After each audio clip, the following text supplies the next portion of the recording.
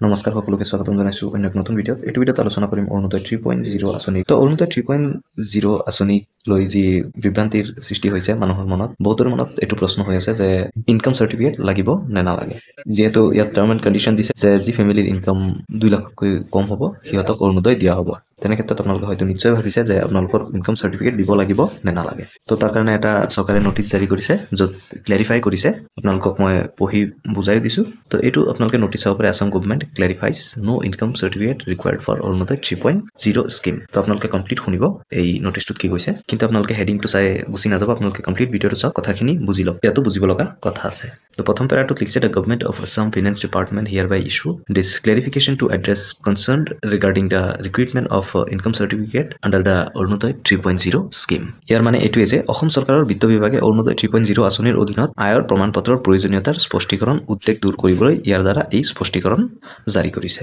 It is reiterated that individuals and families holding a valid ration card are not required to furnish an income certificate to avail of the financial assistance under the Arunodaya 3.0 scheme. Applications are therefore advised to remain cautious and not fall victim to misleading information or malicious intentions of certain individuals or groups promoting unnecessary issuance of income certificates.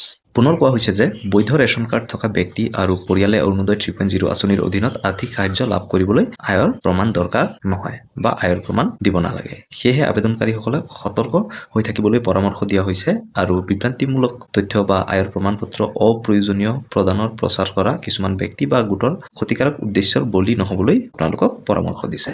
3 number পেৰাটোত কৈছে any individual or entity found misleading the public or facilitating the issuance of income certificate in this regards are liable for strict legal action. Complaint in this regard will be thoroughly investigated and strict measures may be taken against those found guilty. তো এই ক্ষেত্ৰত কৈছে যে জনসাধাৰণক বিপথে পৰিচালিত কৰা বা আয়ৰ প্ৰমাণ পত্ৰ প্ৰদানৰ সুবিধা প্ৰদান কৰা যিকোনো ব্যক্তি বা সত্তাক কঠোৰ আইনী ব্যৱস্থা গ্ৰহণৰ বাবে দায়বদ্ধ। এই সন্দৰ্ভত অভিযোগৰ পুংখানুপুংখভাৱে তদন্ত কৰা হ'ব আৰু দোষী সাব্যস্ত হোৱাসকলৰ বিৰুদ্ধে কঠোৰ ব্যৱস্থা গ্ৰহণ কৰা হ'ব পাৰে। আৰু একেবাৰে শেষৰ কথাটো কৈছে যে the Orunodoi 3.0 scheme aims to provide financial support of 1,250 per month to economically vulnerable families in Assam. The government remains steadfast in the commitment to ensuring fairness, transparency in implementing this critical welfare initiative. তো ইয়াত কৈছে যে অৰুণোদয় 3.0 আঁচনিৰ জৰিয়তে অসমৰ আৰ্থিকভাৱে দুৰ্বল পৰিয়ালক প্ৰতি মাহে 1250 টকাকৈ আৰ্থিক সাহায্য প্ৰদান কৰাৰ লক্ষ্য কৰি লৈছে।